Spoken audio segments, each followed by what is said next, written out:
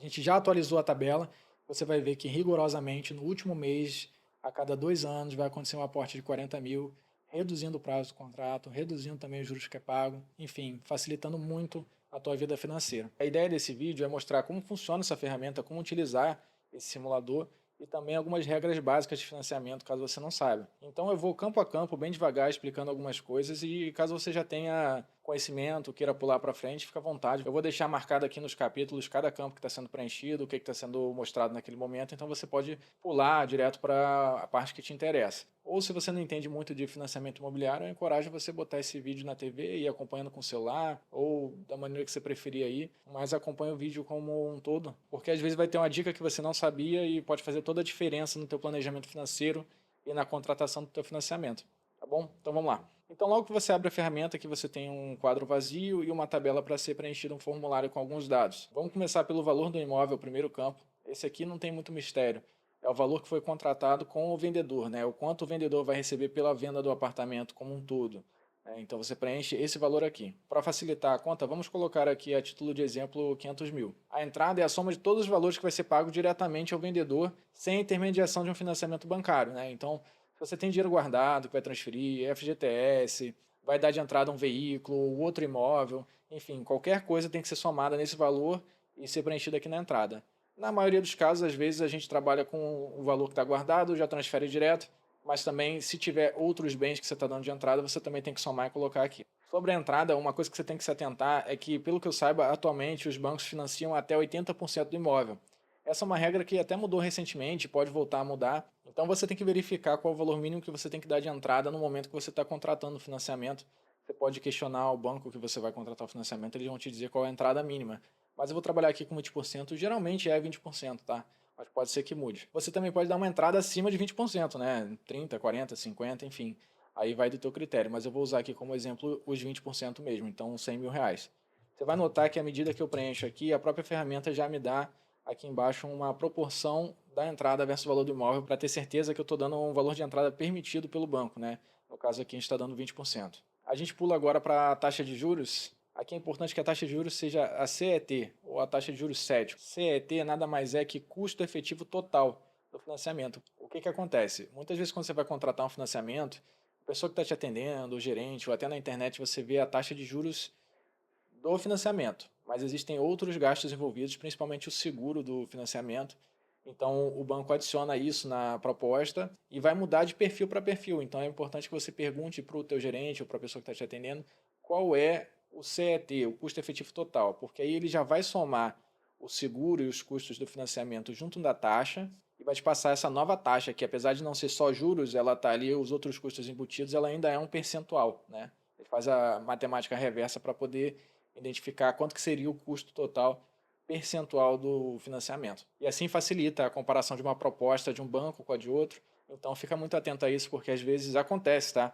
A taxa de juros de financiamento de um banco está mais barato do que a de outro, mas quando você contrata ele, o seguro lá é mais caro. Então o CET dele fica maior do que o CET do outro banco, que parecia ter a taxa de juros maior. Então fica atento a isso e você tem que ficar de olho em outros custos envolvidos que nem entram nessa parte aqui, né? Às vezes você vai abrir uma conta num banco que tem a taxa mais atrativa, mas ele vai te cobrar uma cesta básica de serviços ali que pelo valor do teu financiamento nem justifica, né? Comparado com a taxa do banco que você já tem conta. Então dá uma olhadinha nisso também, mas preocupa principalmente com a taxa de juros CET, né? Que é a que você realmente vai pagar no financiamento mês a mês. Aqui no nosso exemplo eu vou usar 14% ao ano de taxa de juros CET, já com os custos envolvidos. Eu acredito que o mercado esteja mais ou menos nisso. E aqui a gente já entra no prazo. O prazo normalmente fica em 30 anos, mas é bom que você saiba que você pode às vezes contratar em 20, 25, 30, 35. Eu não sei se pode até 40, mas eu sei que nesses prazos você pode verificar também com o banco quais são os prazos disponíveis para você analisar qual o valor de parcela fica mais confortável no teu orçamento, né? Às vezes não tem necessidade de você parcelar num prazo tão alto, você faz um prazo um pouquinho mais curto e paga mais rápido. Às vezes pode ser que a taxa mude, né, quando você muda o prazo, então vê o que fica mais interessante. Eu acredito que na maioria dos casos vale mais a pena você parcelar em 30 ou 35 anos e ir amortizando, né, esse financiamento à medida que você tiver uma disponibilidade financeira. Assim você acaba fugindo dos juros e não comprometendo tanto o teu orçamento mensal. Mas assim, a calculadora funciona para isso, né, para você ver o que é, no seu caso, a melhor coisa a ser feita. Então, utilize isso aqui para justamente fazer esses testes. Eu vou seguir aqui com 30 anos. Aí, para os próximos campos, a gente tem ITBI e cartório. Não são campos obrigatórios, tá? O que você precisa para preencher o formulário de financiamento já está preenchido, mas se você quiser colocar dentro dos custos do financiamento os gastos de compra, né? Existem os custos envolvidos na compra de um imóvel, que são responsabilidade do comprador. São eles o ITBI, que seria o imposto que você paga para a transmissão do bem, né, para você mudar ele de nome, e o custo de cartório também, que você paga um gasto lá para o cartório, que também tem impostos embutidos, e a própria taxa do cartório para fazer o registro do imóvel no seu nome. Como a aquisição do imóvel às vezes é muito caro, a pessoa precisa gastar tudo que tem guardado na entrada, ou praticamente tudo, e não consegue arcar com essas outras despesas que vêm depois. Então, o próprio banco já oferece acrescentar esses valores no financiamento. Aqui no nosso exemplo, eu vou usar alguns valores fictícios, tá? Eu vou colocar 3% no ITBI, e aqui para um imóvel de R$ 500 mil, eu vou colocar o valor de mais ou menos 4.500 ou R$ 5.000. É importante que você dê uma verificada, porque o ITBI muda de prefeitura para prefeitura, por valor de financiamento, valor do imóvel, tem algumas variáveis envolvidas aí. Geralmente, cada prefeitura tem uma tabela disponível no seu site, então você pode consultar lá ou, de repente, pesquisar na internet. Só verifica se você está com a informação correta. E para cartório é a mesma coisa, você pode fazer uma consulta no cartório aí da sua região, na região que você tem interesse em fazer a compra do imóvel, ou às vezes você pode até consultar isso aí também em algumas fontes seguras online. Você também pode deixar isso fora, esses gastos fora, e calcular só os custos de financiamento para você ter uma ideia, mas eu gosto já de deixar aqui tudo preenchido para poder contemplar a maioria dos cenários. Então a gente está com quase tudo preenchido agora.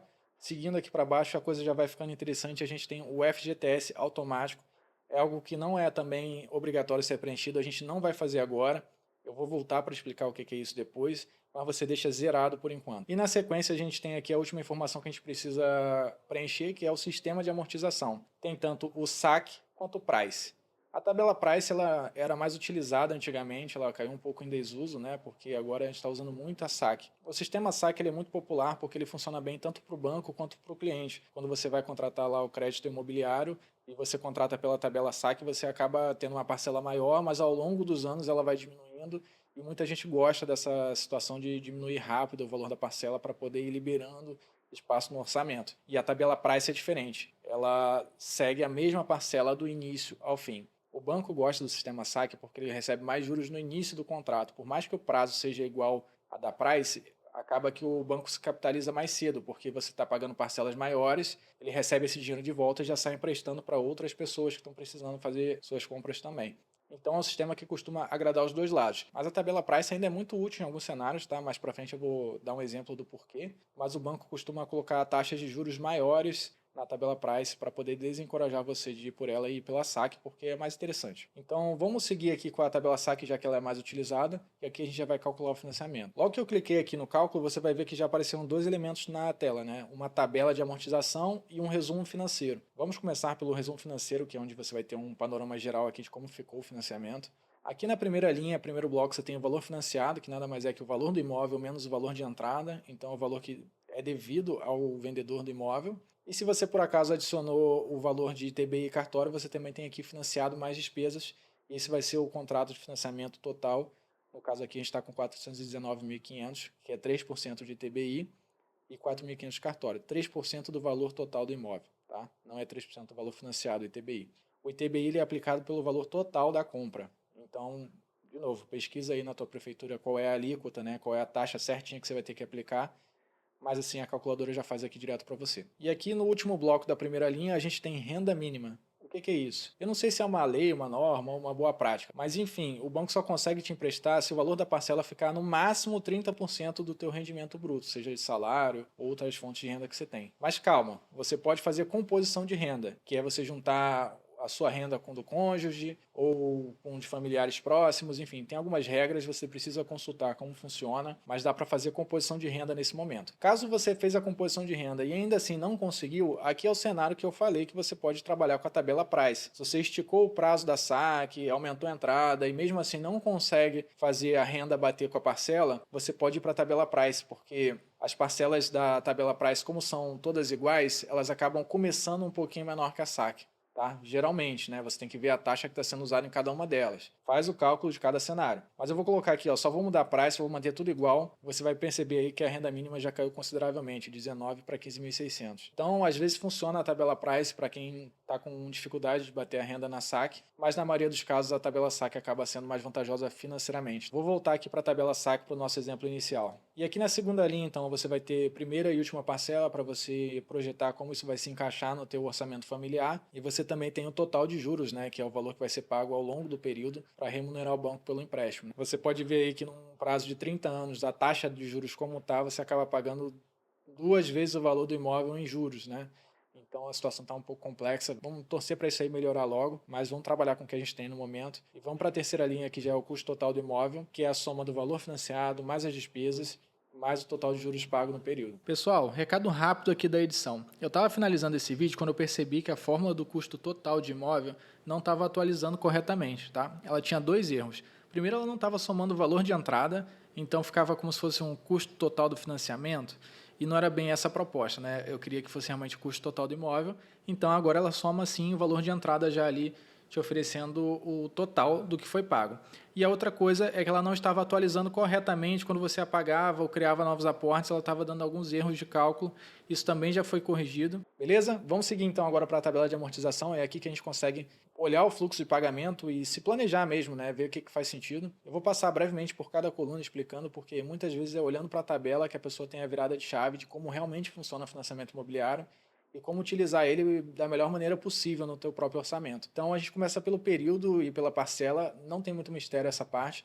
Período vai ser o mês que você está fazendo o pagamento, parcela é o valor total da parcela daquele mês, e aí sim a gente tem juros, amortização e saldo, que é a parte interessante. Juros é um valor mensal que você paga para o banco por ter emprestado o dinheiro para você. Amortização é o que você está abatendo efetivamente da sua dívida. E saldo devedor é o que sobrou naquele mês para calcular os juros do próximo mês, e assim dar sequência no teu financiamento. Então, olhando mais aqui no detalhe, os juros do primeiro mês vai ser aquela taxa de 14% anual, vai ser transformada numa taxa mensal e vai ser aplicada no valor de R$ 419.500, que foi o valor que a gente pegou lá para financiar o imóvel, mais pagar as despesas de cartório e TBI. Assim, chegando esse valor aqui de 4.605. A amortização aqui no sistema saque, ela é sempre igual. Você vai ver que ela sempre dá 1.165 aí todos os meses. E essa é a principal característica do sistema saque. Inclusive, saque é uma abreviação para Sistema de Amortização Constante. Significa que, independente do teu saldo devedor, a amortização está sempre a mesma, tá? E aí a gente tem ali no final do mês o saldo depois da amortização. Então, aqueles 419.500 menos o 1.165, que é o que você efetivamente abateu da dívida, dá esse valor de 418.334. Todos aqueles 4.600 que você pagou de juros foi só para remunerar o banco, e aí sim você amortizou 1.165. E é por isso que é importante você estar sempre fazendo aporte para poder quitar o mais rápido possível, porque principalmente no sistema saque você paga muitos juros no início do financiamento, depois ele vai suavizando, então você quer rapidamente abaixar o saldo devedor para poder quitar isso aí o mais rápido possível. Mas aí você vai me perguntar, tá, mas como eu faço esse planejamento para quitar o financiamento o mais rápido possível? Eu tenho aqui na ferramenta alguns mecanismos de aporte, eu já vou mostrar, mas primeiro eu quero mostrar a tabela anual, que para mim faz toda a diferença aqui para entender como é que funciona o fluxo de pagamentos e o impacto dos aportes que você vai fazer. Então aqui do lado da tabela mensal você vai ter a opção de selecionar anual. Eu estou aqui no computador, mas funciona igual para celular, tablet, enfim, o dispositivo que você estiver usando. Ele vai abrir direitinho aí e vai funcionar, tá? Talvez ele só esteja empilhado em vez de lateral. A gente está aqui agora já na tabela anual, que representa exatamente o que você está vendo lá na mensal, só que de uma maneira mais fácil de ver. Você tem aqui, em todo ano, você tem o valor total que você pagou de parcela, juros, amortização e o seu saldo no final do ano. E você tem o primeiro e o último mês de cada ano, para você ter uma ideia do fluxo de pagamentos. Mas você vai falar assim, Rodolfo, eu quero fazer o aporte específico no mês 15. Não tem problema. O ano que você quer fazer o aporte, você pode vir aqui e expandir. Você pode olhar detalhadamente mês a mês e você pode fazer um aporte aqui, ó. Nessa última coluna a gente tem a opção de aporte. Você clica aqui, essa janela abre com algumas informações importantes que a gente vai dar uma olhada agora. Vamos lá, a gente tem aqui o mês de referência que está sendo feito o aporte, o valor do aporte, o tipo de amortização e se você quer que ele seja recorrente. Então vamos fazer um preenchimento fictício aqui. Vamos supor que no mês 15 em diante, uma vez por ano, eu faço um aporte de R$ 5.000 para poder amortizar o saldo do meu financiamento. Vamos colocar aqui 5 mil e a gente chega aqui em tipos de amortização. Quando você abrir o aplicativo do banco para fazer amortização ou pedir para o teu gerente fazer a amortização do teu financiamento, ele vai perguntar qual tipo de amortização você quer fazer, parcela ou prazo. E é bem autoexplicativo. A redução da parcela vai reduzir o valor da parcela que você vai pagar no mês seguinte. Ela já tem uma redução, né, porque é sistema saque, mas ela vai reduzir a mais do que estava previsto, porque você tirou esse valor da dívida e esse valor foi retirado da parcela. E você tem também a redução do prazo. Vai ser tirada uma, duas ou três parcelas lá do final do contrato. Em vez de 30 anos, eu vou pagar em 29 anos e 10 meses, vamos supor. Então você tem que verificar o que vai ser mais vantajoso aí, de acordo com a tua realidade, com os aportes que você vai fazer. Mas geralmente uma redução de prazo é o que faz mais sentido, porque ele também reduz um pouco a parcela, alivia o orçamento, reduz os juros no final de uma maneira mais impactante do que a redução de parcela. Mas é sempre bom calcular, porque a redução de parcela pode ser interessante também, dependendo do momento que está o teu contrato de financiamento, tá? Mas na dúvida, geralmente vai no prazo. E aqui eu vou marcar para poder tornar ela recorrente. A cada 12 meses, a cada um ano eu vou fazer esse aporte, tá? Ele já tem aqui o valor padrão e também tem um valor aqui que você pode customizar tanto em 6 meses, 7 meses, mas também pode customizar, às vezes, a cada um ano e meio. Você coloca aqui 18 meses e a cada 18 meses você vai ter esse aporte acontecendo de forma recorrente aqui no contrato. Então, vamos manter aqui em um ano aportes de 5 mil acontecendo com redução de prazo. E aí você já vai ver aqui que a parcela mudou a cada mês aqui, reduzindo um pouco mais, e vai ver também, principalmente, que o saldo devedor ele caiu bastante no mês 16. E se a gente seguir aqui para o ano 3, a gente vai ver a mesma coisa acontecendo no mês 27, aqui no ano 4, no mês 39 e assim por diante. Ele vai se repetindo todo ano. Caso você não queira que aconteça em um ano, você pode vir aqui e excluir. Assim você pode planejar como você pretende pagar, mas a gente sabe que às vezes a realidade não é igual. Então você pode alterar aqui o teu fluxo de pagamento e já ter uma coisa mais realista, tá? E aqui eu deixei por último, mas não menos importante, o FGTS automático, tá? Caso você tenha um valor de FGTS que você acha que vai ficar estável, você não vai ter promoção, demissão, enfim, vai ficar ali estável, você pode projetar um pagamento a cada 2 anos. Tem muita gente que não sabe que dá para fazer isso. Se você não conhece essa regra, dá uma pesquisada como funciona, mas a cada 2 anos você pode utilizar o teu saldo do FGTS para poder amortizar no financiamento imobiliário. Tem algumas regras, pesquisa como funciona, mas eu recomendo fortemente que você faça isso, porque o que fica no FGTS não rende praticamente nada e você fica pagando juros altíssimos no financiamento imobiliário, quando poderia estar quitando ele mais rápido. Então vamos fazer um teste aqui, a renda mínima está em 19.200, então vamos chutar que a renda bruta ficou em 20 mil aqui nesse caso. A gente pode usar a cada 2 anos, então vai ter 40 mil de saldo aqui. O FGTS funciona assim, tá? É um recolhimento de 8% ao mês, então dá mais ou menos um salário por ano, essa é a conta para poder dar uma arredondada. Em 2 anos, 20 mil vai virar 40 mil. E você pode colocar aqui também o tipo de amortização do FGTS, vou deixar como redução de prazo, claro, e calcular o financiamento. A gente já atualizou a tabela, você vai ver que rigorosamente no último mês, a cada 2 anos, vai acontecer um aporte de 40 mil, reduzindo o prazo do contrato, reduzindo também os juros que é pago, enfim, facilitando muito a tua vida financeira. Tá? Recomendo que você brinque bastante aqui com essa ferramenta. Você terminou de fazer o teu cálculo, terminou de fazer a sua projeção, decidiu o que você quer fazer assim, você clica aqui em cima em salvar a tabela. Ele vai abrir uma nova página no navegador. Essa página você pode imprimir, salvar em PDF, fazer o que quiser com ela, mas é importante que você tenha ela guardada para quando você realmente fizer o financiamento, você poder comparar o que está acontecendo versus o que você já tinha planejado. Caso tenha restado alguma dúvida ou você queira aprender mais sobre tabela price versus saque, fazer esses comparativos, deixa um comentário aqui que eu vou respondendo ou à medida que for necessário eu faço um outro vídeo, mas espero que esse aqui tenha sido suficiente para te ajudar. Valeu? Até a próxima!